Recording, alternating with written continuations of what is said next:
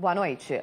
Hoje é o Dia Mundial Sem Carro. Um dia de reflexão sobre como o monóxido de carbono liberado pelos veículos compromete a vida do nosso planeta.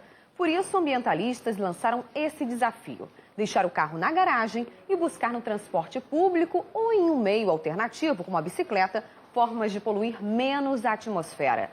A ideia é ótima, mas aqui em Manaus ela não emplacou. A Larissa Santiago foi às ruas para saber por quê. Hoje, no dia em que os carros não deveriam nem ter saído da garagem, Manaus amanheceu assim.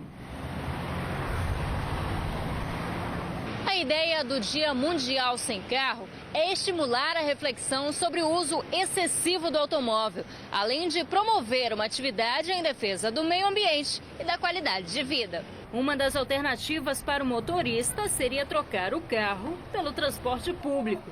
Mas quem anda de ônibus aqui na cidade discorda. Não é muito boa ideia não, porque o transporte público está meio defasado.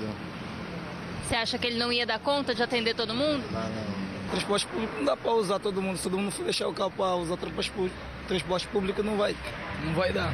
Enfrentar essa fila e esse aperto não parece ser uma solução viável para quem passa por isso todos os dias. O que você acha das pessoas trocarem o carro pelo transporte público, pelo transporte coletivo? Seria bem melhor, que o meio ambiente agradece, né? Se você pudesse, você andaria de carro? Sim. E tem motorista que até pensa em abandonar o carro, mas a troca seria pela bicicleta. Está devendo muito o transporte público, mas por bicicleta sim. Por que não trocou até hoje? É porque a distância onde eu moro é um pouco longe, aí é inviável vir de bicicleta num calorão desse, mas todo final de semana eu troco. Leonardo foi além e trocou o carro definitivamente pela bicicleta há 3 anos e meio. O calor não incomoda tanto. Para ele, o mais difícil é enfrentar a falta de sinalização, de consciência dos motoristas e de ciclofaixas na cidade. Em todo o percurso dele, do Vieira Alves até o trabalho no centro, ele não passa por nenhuma. O jeito é disputar por espaço na marra. Apesar do perigo, o advogado não se arrepende e conta que ganhou mais tempo para viver. Com a troca, diminuiu o período nos congestionamentos de 2 horas por dia para menos de 40 minutos. Ele nem pensa em voltar atrás, tanto que já até se livrou do carro. O carro só ficava parado na garagem, então não preciso mais dele, eu vendi, hoje é só bicicleta. Uma vida bem mais prática, mais sustentável, mais barata, mais saudável, uma convivência melhor com as pessoas, com a cidade, só benefícios. Mas apesar desse exemplo, vai ser difícil convencer os mais de 700 mil motoristas de Manaus a abandonar de vez o carro. Se um dia já foi difícil, imagine o ano inteiro. Eu não trocaria não. Aqui Faz tudo de carro? tudo de carro, se possível. Obrigada.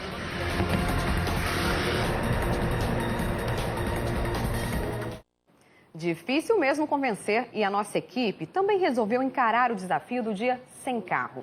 Hoje de manhã, o repórter Márcio Azevedo percorreu cerca de 12 quilômetros de bicicleta da casa dele até a sede da TV A Crítica aqui no Aleixo. Como será que foi esse trajeto, hein? Vamos conferir agora. 22 de setembro, Dia Mundial Sem Carro. Como o nome diz, a gente deixa o veículo movido a combustível fóssil em casa e vai de bicicleta para o trabalho. De onde eu moro até a TV são aproximadamente 12 quilômetros. Se eu fosse no meu carro, eu levaria 1 hora, 1h30, dependendo do trânsito. Mas de bicicleta, esse tempo cai para pelo menos a metade. No primeiro quilômetro, a primeira dificuldade. Um motorista de ônibus do transporte especial em alta velocidade me deixa na poeira. Vamos lá!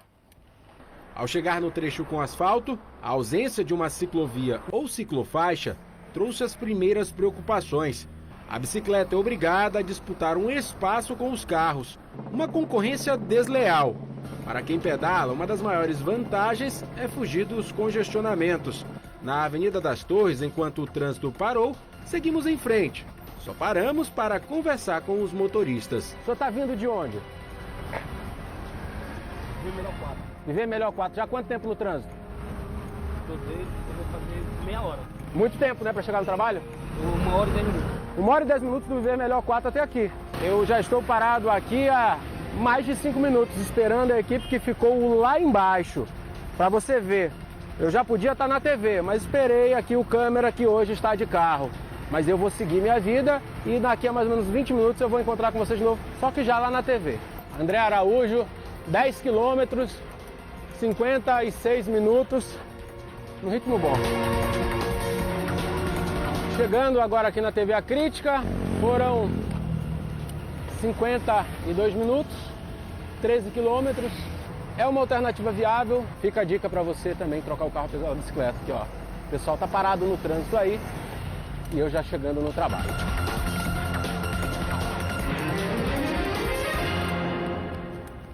E aí, será que você também consegue? Olha, o trânsito não traz problemas só para os usuários dos transportes coletivos, não. Depois da decisão judicial que favoreceu um cobrador com pagamento de um adicional de insalubridade por causa do forte calor, alguns motoristas de ônibus resolveram também entrar na justiça pedindo o mesmo direito. Quem traz mais informações para a gente é a repórter Samira Benoliel. Boa noite, Samira. Qual foi a decisão do Tribunal Superior do Trabalho sobre essa situação? Olha, Amanda, a decisão não foi nada favorável para a categoria não, viu? Boa noite para você e a todos que acompanham a Crítica na TV. Então, de acordo com o Sindicato das Empresas de Transporte de Passageiros do Estado do Amazonas, o Sinetran, a Justiça entendeu que não havia cabimento em conceder o benefício de insalubridade genericamente, ou seja, sem analisar caso a caso. Se os benefícios de participação de lucros e insalubridade fossem dados aos motoristas, isso poderia impactar diretamente no equilíbrio econômico das empresas, ou até mesmo no aumento da tarifa de ônibus. Mas não foi só isso que a Justiça decidiu não, Amanda. A Justiça também determinou o reajuste salarial de 6% à categoria. Para você entender melhor, em novembro de 2014, o Tribunal Regional do Trabalho condenou as empresas de transporte coletivo de Manaus a pagarem um reajuste de 7% aos trabalhadores, além do adicional de insalubridade de 10% e outros benefícios como cesta básica, ticket de alimentação e vale-lanche. Como a decisão cabia recurso na época, o Sinetran recorreu ao Tribunal Superior do Trabalho, lá em Brasília, que decidiu autorizar o reajuste salarial, mais de apenas 6% à categoria na última segunda-feira, durante o julgamento definitivo do dissídio 2014-2015. Não era bem o que a categoria queria, né, Amanda? Mas já é um avanço. Volto com você. Com certeza, Samira. Muito obrigada pelas informações. Uma boa noite para você. E foi presa hoje pela Delegacia de Homicídios uma mulher envolvida em um assassinato na Zona Norte. Ela teria ajudado na fuga dos homens que executaram um suposto traficante com mais de 10 tiros no mês passado. O primeiro vídeo mostra 2 motos, cada uma com 2 pessoas. Eles chegam rapidamente perto da vítima, Manuel Adalberto Carvalho, e disparam mais de 10 vezes. Manuel estaria na rua Bacuri, no bairro Colônia Terra Nova, vendendo drogas, quando foi executado no dia 13 de agosto. Ana Maria, a Mara, ajudou na fuga dos homens que efetuaram os disparos. De acordo com a Delegacia de Homicídios, Mara aceitou fazer o serviço em troca de um terreno em uma invasão. Ela cedeu a moto dela para os executores e utilizou uma outra moto para ajudar a transportar os bandidos. A moto vermelha pertence a Ana Maria Zain Costa. Na delegacia, ela negou o crime. A outra moto também foi apreendida. A polícia ainda busca os outros 3 autores do crime. 2 foram identificados apenas como Léo e Gordo. Um dos atiradores é Júlio César Lopes de Lima, que aparece na foto e também é procurado pela Delegacia de Homicídios. Nós já temos as imagens, fotografias dele e a qualificação e identificação. Com relação ao outro piloto e ao outro executor, os sujeitos conhecidos como Léo e Gordo, eles estão identificados por foto, mas não estão qualificados ainda.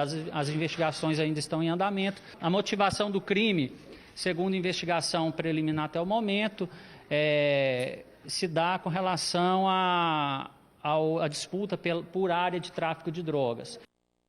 E foram condenadas hoje 2 pessoas envolvidas no assalto que resultou na morte do sargento José Cláudio Marques, que fazia segurança para o ex-deputado Antônio Chico Preto. No total, foram 36 anos de prisão para Susan Assunção de Encarnação, que serviu de olheira da quadrilha, e para Jonathan Costa, que pilotava a motocicleta que levou o assassino. O crime foi em setembro do ano passado e o sargento foi assassinado quando acompanhava a mulher de Chico Preto. Ela tinha ido sacar mais de 30 mil reais numa agência bancária. Pelo menos 4 pessoas estavam envolvidas no latrocínio. Marcelo Branco da Silva, que atirou no sargento, e Frank Rodrigues Rocha, que deu apoio ao assalto, foram mortos em confronto com a polícia ainda no ano passado.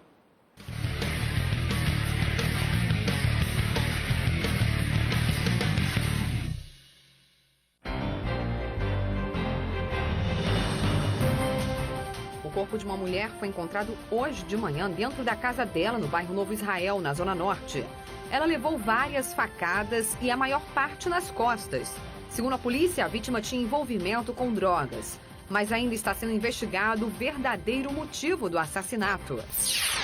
3 armas de fogo, uma delas de uso restrito da polícia, além de porções de maconha e um caderno de anotações de venda de drogas, foram encontrados com Tatiana Mota no bairro Cidade Nova, Zona Norte. Ela e o namorado são apontados pela polícia como suspeitos de envolvimento com o tráfico. Na abordagem, o namorado fugiu e só Tatiana foi presa. O carro de um professor da escola Vasco Vasques, no bairro Jorge Teixeira, teve os 4 pneus furtados ontem à noite. Outros professores também reclamam que seus veículos são danificados por vândalos. A 30ª Companhia Interativa, que cuida da área, garante que o patrulhamento é feito e que os moradores podem denunciar pela linha direta. Hora de saber como está o trânsito na cidade. A gente vê imagens da Avenida André Araújo, próximo ao Tribunal de Justiça do Amazonas. O trânsito sentido centro-bairro está intenso, mas flui normalmente. Já no sentido oposto, bairro centro, o tráfego é tranquilo. Agora vamos ver imagens da Avenida Constantino Neri, próximo ao Conjunto dos Jornalistas. A movimentação de carros é grande em direção ao centro da cidade. A gente começa esse bloco com um flagrante registrado no bairro Amazonino Mendes, na Zona Norte. Um cano da Manaus Ambiental estourou hoje de madrugada na rua Paulo Sarmento e inundou uma casa. Com a força da água, o muro desabou e, como a água acumulou na frente da residência de um morador, as crianças aproveitaram para se refrescar. Essa é a 3ª vez que o problema acontece, causando desabastecimento nas casas dos moradores da mesma rua. E em nota, Manaus Ambiental informou que a manutenção já foi concluída. O serviço foi de correção em um vazamento de uma rede de distribuição. O abastecimento já foi normalizado e amanhã a equipe de técnicos da empresa voltará ao local para fazer o aterro. As eleições para prefeito são ano que vem, mas desde agora a movimentação dos futuros candidatos já começou. Um deles é Marcelo Ramos. Ele mudou de partido, saiu do PSB de Serafim Correia para o PR de Alfredo Nascimento. Hoje, ele esteve no programa Manhã no Ar e conversou com a jornalista Daniela Sayag. Marcelo Ramos falou dos motivos dessa mudança e da futura eleição. Eu sou pré-candidato a prefeito. Nós precisamos respeitar a legislação eleitoral. A legislação eleitoral tem os seus prazos, mas é óbvio que alguém que na eleição passada para o governo teve 17,5% dos votos em Manaus, em condições absolutamente desiguais com os outros concorrentes, tenha legitimamente a pretensão de ser candidato. É uma contradição e as pessoas também percebem isso. Eu tive, tenho e terei contradições com o Alfredo. Porque a minha decisão era simples, era não concorrer à Prefeitura de Manaus, ou concorrer só para marcar posição, ou buscar um projeto que tenha viabilidade eleitoral. As pessoas querem me ver tendo oportunidade de um dia governar Manaus, de um dia governar o Amazonas, e elas sabem que para isso é preciso partido político, porque ninguém disputa eleição sem partido. E vamos lá, que partido político no Brasil não tem problema? Não mudou nada. Não mudou minha opinião sobre Eduardo Braga, não mudou minha opinião sobre o Alfredo, não mudou minha opinião sobre o Serafim, sobre o Amazonino. Eu acho que eles contribuíram com a história de Manaus e do estado do Amazonas, mas nós precisamos dar um passo à frente, nós precisamos pintar de modernidade a nossa cidade, nós precisamos pintar de futuro a nossa cidade, nós precisamos fazer a transição geracional na nossa cidade. E a greve dos professores federais completa 100 dias sem nenhum avanço com o governo federal. Na Universidade do Amazonas, a categoria está dividida. Os alunos estão com 2 calendários e os grevistas ainda não tiveram nenhuma resposta positiva do governo. Hoje o dia foi de reuniões. Na sede da Associação dos Docentes da UFAM, os professores avaliaram o cenário da greve no país. 45 instituições federais de ensino estão em greve. E depois de 100 dias de paralisação, o vice-presidente da associação afirmou que o governo federal ainda está resistente. No último dia 12, o governo até sinalizou um acordo com o Sindicato Nacional, mas depois voltou atrás e anunciou vários cortes. A categoria novamente recuou. Nós vivemos uma situação trágica de falta de professores. E o governo Levi, o ministro Levi, anunciou que não vão ser feitos concursos. Então, além do congelamento de salário, não concurso e retirada do abono permanência, que é um abono dado para professores já aposentados que continuam dando aula. E o governo decidiu que vai cancelar esse tipo de abono. O vice-presidente da Associação dos Docentes admite que continuar com a greve pode prejudicar ainda mais os alunos, mas também é contra o calendário acadêmico vigente. Ele diz que a divisão da categoria em relação à paralisação das aulas já resultou em mais de 13 mil reprovações no semestre passado, já que 45% dos professores continuam dando aula. Nós temos uma situação totalmente absurda, um caos institucional, uma situação de 2 calendários. Nesse momento nós temos calendário primeiro semestre de 2015 e segundo semestre de 2015. 2 calendários ocorrendo simultaneamente. É inviável isso acontecer. A reitoria disse que o calendário é mantido por decisão judicial. O grupo de professores que não aderiu à greve entrou com recurso na justiça e por isso o Conselho Acadêmico não pôde suspender o calendário. E a reitoria, ela sempre respeitou o movimento grevista e continuará a fazê-lo. Agora, sempre buscando as alternativas para fazer com que os nossos alunos, que são em torno de 40 mil, eles sejam menos prejudicados. Quanto às reprovações, a reitoria garante que vão ser avaliadas pela Câmara de Ensino de Graduação da UFAM. Nós precisamos ter a série histórica das reprovações para nós podermos, e aí os pesquisadores sabem disso, podemos fazer uma análise comparativa. Nós não concluímos o primeiro semestre de 2015, portanto, parcialmente, nós não podemos chegar a uma inferência total. Nós devemos ter um olhar global, o que é impossível hoje. Agora, olha só que projeto interessante. Um software desenvolvido aqui no Amazonas pode ajudar pessoas que vivem em um estado quase vegetativo a voltar a se comunicar. A tecnologia do mouse mental lê as ondas cerebrais e transforma os impulsos em palavras. A tecnologia foi criada pensando nos pacientes que sofrem de ELA, sigla da esclerose lateral amiotrófica, uma doença que mantém o pensamento ativo, mas compromete até o movimento dos olhos. O professor Manuel Cardoso, coordenador do projeto, fez a primeira demonstração em Manaus. Nós estamos fazendo estudos envolvendo várias tecnologias, desde pesquisas por árvore, inteligência artificial, com redes neurais, lógica fuzzy.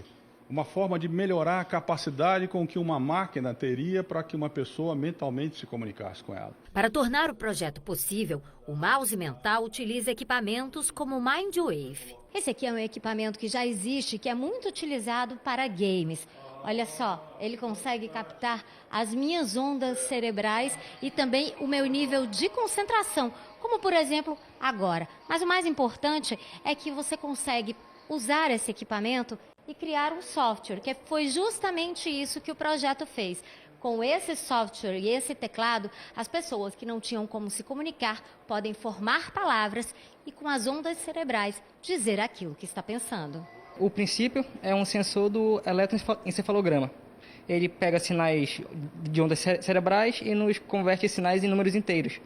A inovação da aplicação está em cima do software. O que a gente faz com esse sinal que a gente recebe? A equipe de Manaus criou um teclado adaptável que pode ser instalado em qualquer computador. Para que uma frase apareça na tela, é preciso um grande poder de concentração. Eu testei a nova tecnologia e selecionei letras aleatórias. Mas a capacidade de se comunicar também depende de um nível de baixa ansiedade para que as palavras se formem na tela. Basicamente, nossa aplicação é voltada para o teclado. Mas a gente poderia também fazer outras coisas, como ligar uma televisão, basicamente. A gente poderia usar essa mesma técnica para outras atividades. Mas, a priori, nós estamos focados somente em desenvolver o teclado, também em relação a essa doença. No Brasil, a doença atinge cerca de 15 mil pessoas.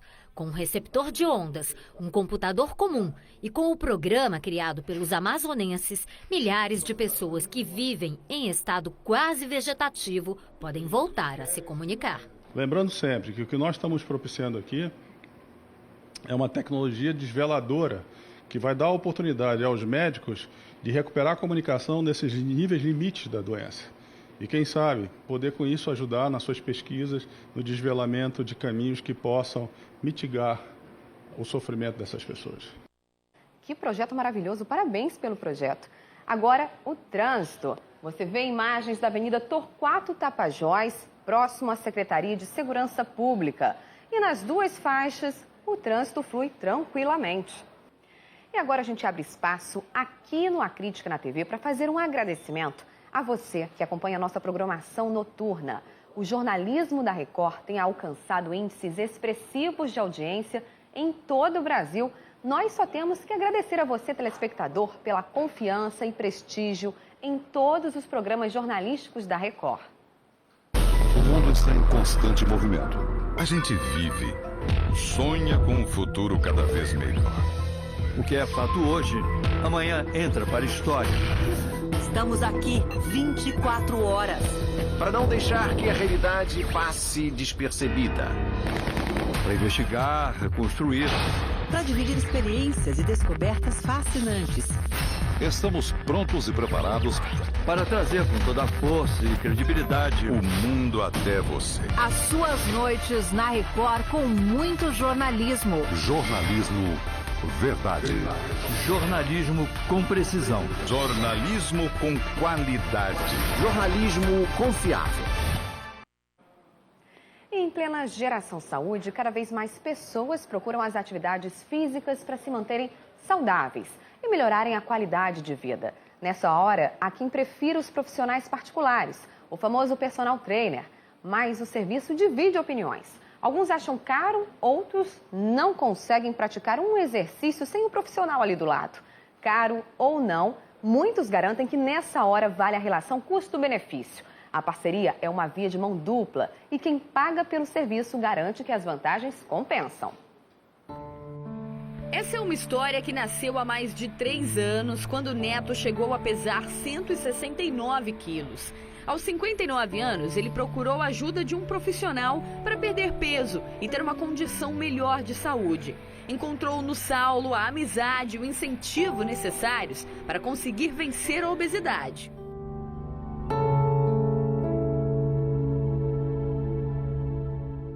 Eu digo sempre assim, que o Saulo, a gente acaba, claro, criando um vínculo de amizade, afinal de contas é um trabalho que você desenvolve várias vezes durante a semana, semanas, meses, no caso nosso já há alguns anos. E assim, é a somatória de uma pessoa extremamente preparada, qualificada, uma pessoa que conhece em profundidade o que faz, com a leveza de um amigo, mas a firmeza de alguém que tem objetivo.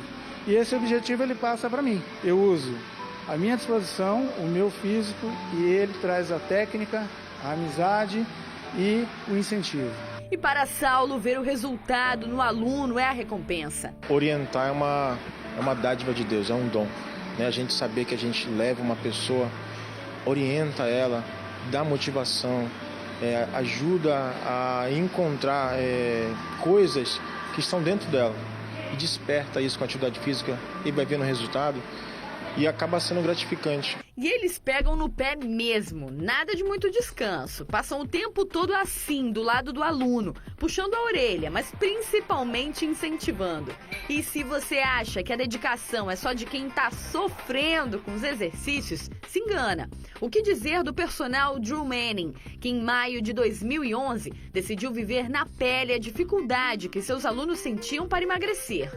Cansado de ouvir que ele não entendia o quanto era difícil estar acima do peso, o americano, que sempre foi magro, deu início a um projeto ousado. Durante 6 meses, ficaria sem se exercitar e abandonaria a alimentação saudável, registrando seu dia a dia em um blog. Depois, faria o processo inverso. Tentaria recuperar os 87 quilos iniciais. E foi o que ele fez.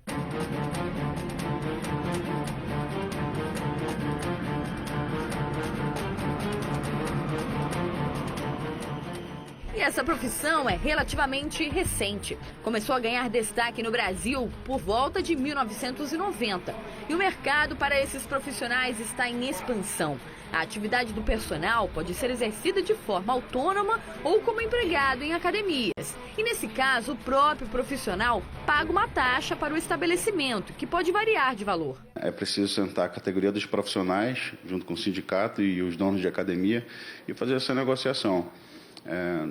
Eu não sou contra a cobrança de taxa, porém, alguns lugares estão abusando no valor da taxa de personal. E é nesse momento que ter um personal se torna um pouco mais caro. Tem certas academias que cobram hora-aula para você pagar por aquele aluno naquela hora que você está usando. Geralmente é uma hora de personal.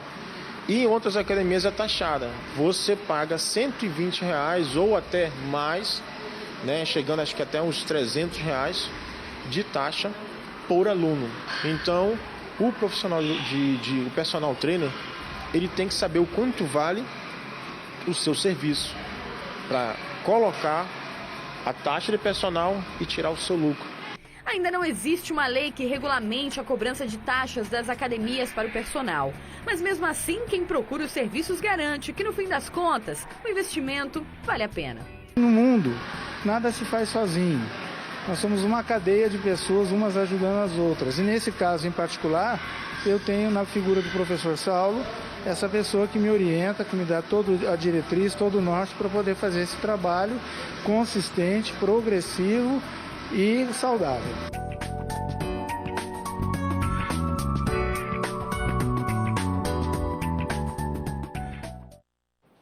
Parabéns pelo trabalho. E o time juniores do Fast Club entra em campo daqui a pouquinho para enfrentar o Cruzeiro de Minas Gerais pela Copa do Brasil Sub-20. O jogo é logo e mais às 8 da noite. Quem traz os detalhes dessa partida para a gente é o repórter Carlos Brandão, que já está lá no Estádio da Colina, no local da partida.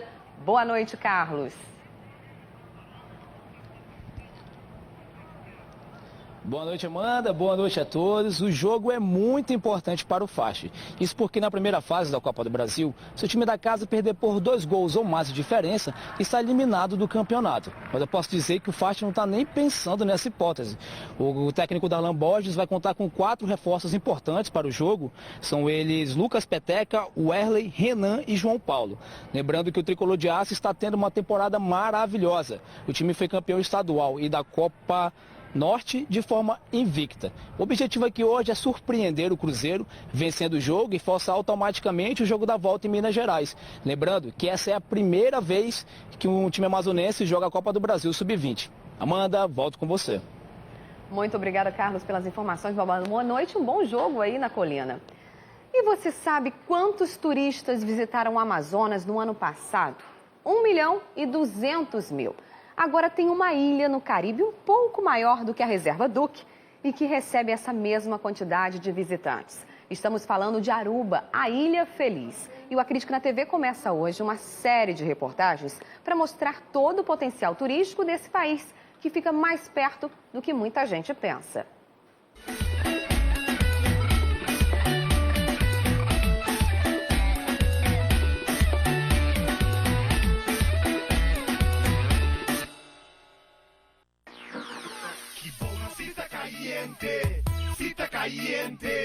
Cita caliente, nada frío. Que buena cita caliente, cita caliente, no tiene Um paraíso a 3 horas de Manaus. Os amazonenses estão mais perto de Aruba do que de São Paulo. Por $400, você pega um voo direto partindo de Manaus e desembarca na ilha. Situada no Caribe, ao norte da Venezuela, Aruba está fora da rota dos furacões. Aqui, a única preocupação é estar bem hidratado e protegido. O sol não dá trégua aos turistas, mas o clima é agradável, principalmente para quem está acostumado com o calor de 40 graus do Amazonas. As temperaturas são um pouco mais amenas, giram em torno dos 27 graus. E sabe aquele vento forte que em Manaus a gente logo pensa que vem uma chuva? Pois é, aqui sempre venta desse jeito. O clima em Aruba é sempre perfeito, não importa a época do ano. Isso explica porque a alta estação em Aruba vai de dezembro a abril. É a época de inverno na América do Norte. As pessoas vêm para fugir da neve, para relaxar e curtir o calor. Aqui temos dias ensolarados o ano inteiro, conta a funcionária de um resort. A ilha de 110 mil habitantes recebeu ano passado 1 milhão de turistas. 70% deles vieram dos Estados Unidos. Além do inglês, os arubanos falam espanhol, holandês e o inusitado papiamento, que é uma mistura de todos esses idiomas, mais o português e o francês. Fomos a uma padaria para conversar e aprender um pouco desse dialeto.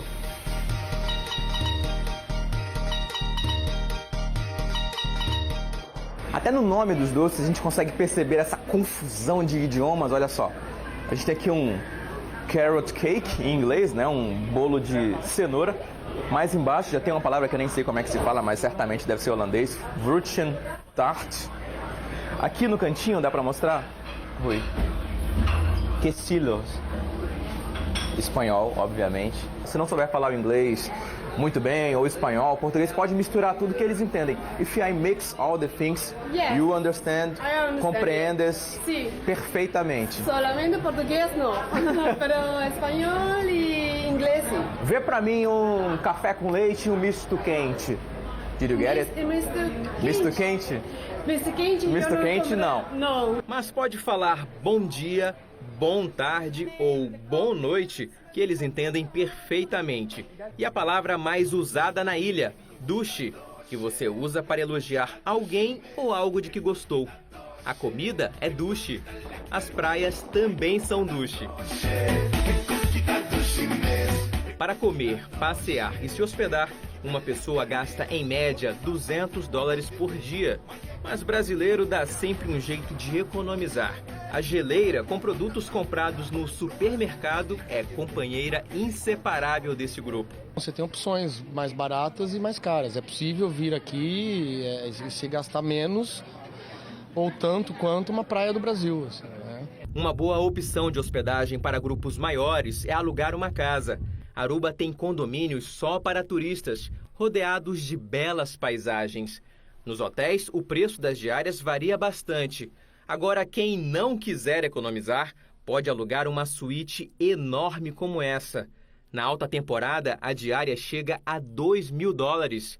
É o preço para acordar e ter na janela um visual desses.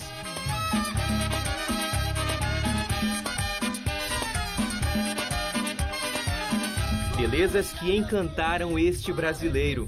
Ulisses trabalhou em vários restaurantes e em pouco tempo abriu o próprio negócio. Ele mora em Aruba há 26 anos e afirma: o Brasil precisa aprender com a ilha a explorar melhor o potencial turístico, especialmente a Amazônia. Todos os holandeses que eu conheço ou americanos querem ir visitar Manaus e conhecer a Amazônia, tá? Eles ficam um pouco constrangidos por causa da violência e da falta de segurança. Então eu acho que é a hora que o Brasil colocar um time bom para recepcionar esses estrangeiros e garantir uma segurança para eles, eu acho que você vai ter um bom produto que seria Manaus para os turistas.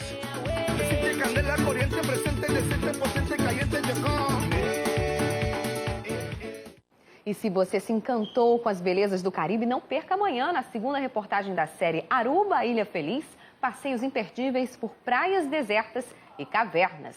E a gente fica por aqui. Uma ótima noite para você e amanhã eu volto com mais uma edição do A Crítica na TV. Até lá!